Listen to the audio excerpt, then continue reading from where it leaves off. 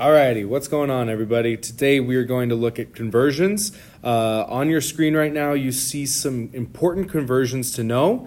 So we use the inches, feet, yards, miles, that kind of units in America, but we also, because the rest of the world uses the meter system, so it's important to know all of these as well.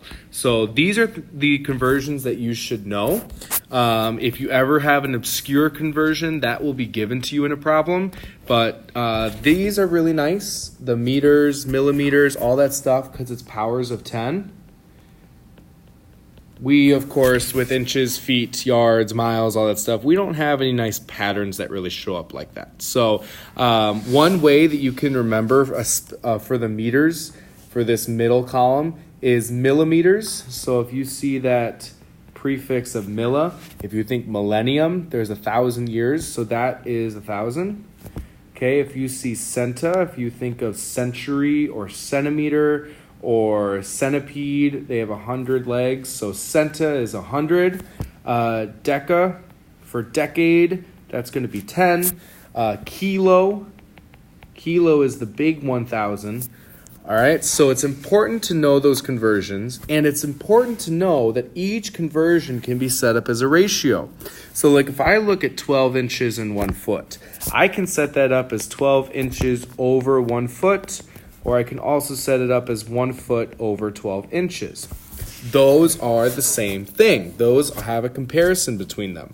So we can use conversions in order to solve problems, in order to convert something that we start with to something that we want. So for example, if I know that a car travels a distance of 100 feet in about 2.8 seconds.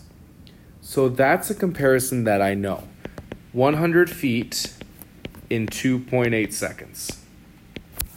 I want to convert that. I want to figure out the velocity of the car in miles per hour. So there's a couple things that I need to convert here. I need to convert the feet to miles and the seconds to hours. So I'm going to use these conversions that I see on the previous slide. I'm going to use these in order to convert.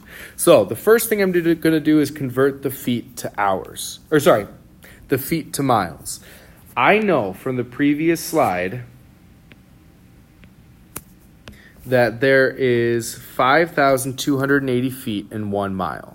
So because I want to know miles per hour as my end, I want the miles to be on top and I want the feet to be on bottom.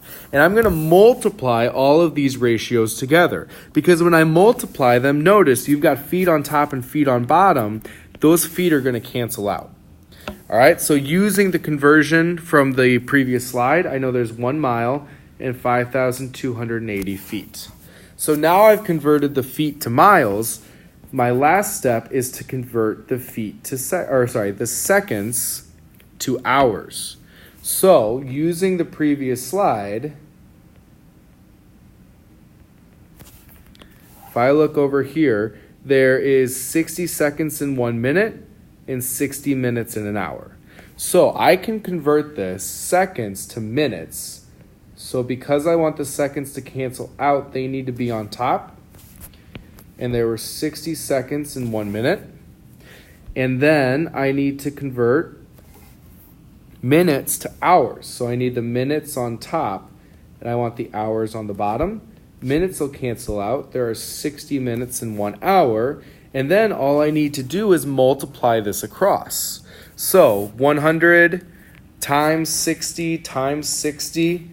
So there's going to be 360,000 miles. And then on the bottom, when I multiply all the denominators, I'm going to get 14,784. So when I simplify this, this is going to equal 24 point, and if I want to round to the nearest whole number, so it's about 24.35. That rounded to the nearest whole number would be 24 miles per 1 hour.